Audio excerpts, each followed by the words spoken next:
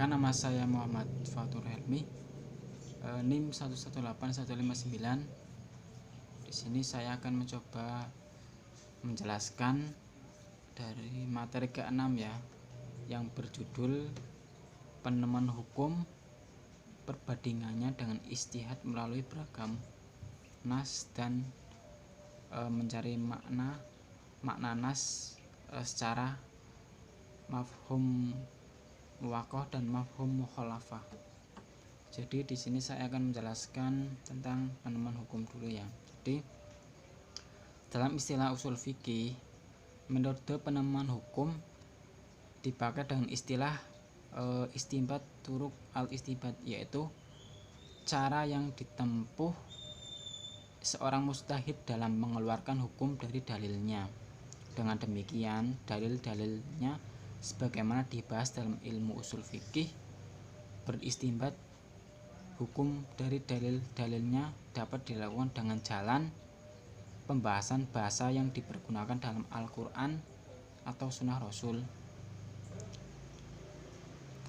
dan dapat pula dilakukan dengan jalan memahami jiwa hukum yang terkandung dalam dalilnya, baik yang menyangkut latar belakang yang menjadi landasan ketentuan hukum ataupun yang menjadi tujuan keperluan hukum. Perbandingan dengan ijtihad melalui beragam nas. Dalam hukum Islam, para muslim telah mengembangkan model penemuan hukum secara seksama guna menerjemahkan hukum Islam dalam realitas kehidupan.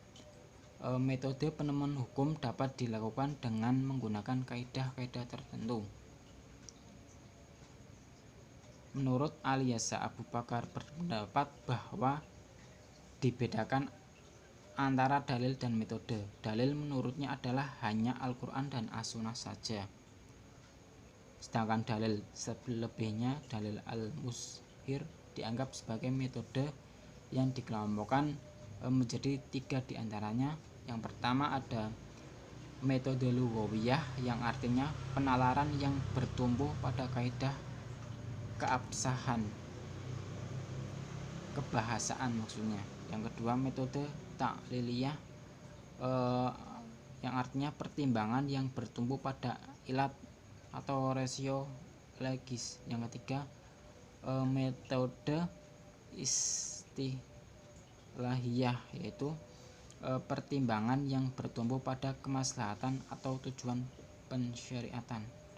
Baiklah, di sini saya akan melanjutkan materi tentang penemuan hukum pada bagian pengambilan makna nas secara mafhum muwaqqah dan mafhum mukhalah. Jadi sebelum kita tahu tentang hal dua mafhum tersebut, kita harus tahu pengertiannya dulu ya. Itu yang pertama ada mafhum muwaqqah, ialah pengertian yang dipahami sesuatu menurut ucapan lafal yang disebutkan. Jadi mafhum muwaqqah ini terbagi menjadi 2 bagian ya. Yang pertama ada fahuwa al-kitab, yang artinya apabila yang dipahamkan lebih utama hukumnya daripada yang diucapkan, seperti memukul orang tua lebih tidak boleh dibanding mengucapkan perkataan sebagaimana pada ayat yang telah dikemukakan terdahulu. Yang kedua ada lan alkitab, yaitu apabila yang tidak diucapkan sama hukumnya dengan yang diucapkan, seperti firman Allah dalam KS An-Nisa yang artinya sesungguhnya orang-orang yang memakan harta benda anak yatim secara aniaya sebenarnya memakan api ke dalam perut mereka. Dalam kaitannya hal tersebut, ulama Syafi'iyah membagi mafhum al-muwaqqah ini kepada 2 bagian, yaitu lan al-kitab, ilat hukum dalam mafhum nas yang disebut sama pantasnya untuk menerapkan pada peristiwa yang tidak disebutkan hukumnya oleh suatu lafaz nas. Lan Alkitab ini juga disebut dengan istilah mafhum al-musawi.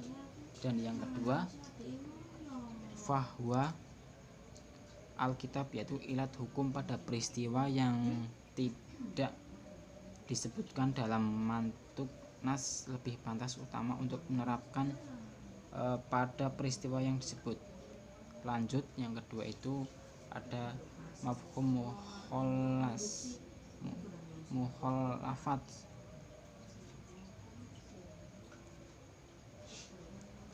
Jadi mafhum mukhalafat ini mempunyai pengertian lafal yang menunjukkan suatu pertentangan hukum yang diucapkan atau didiamkan dan yang disebutkan, atau dengan kata lain kebalikan dari hukum yang disebut.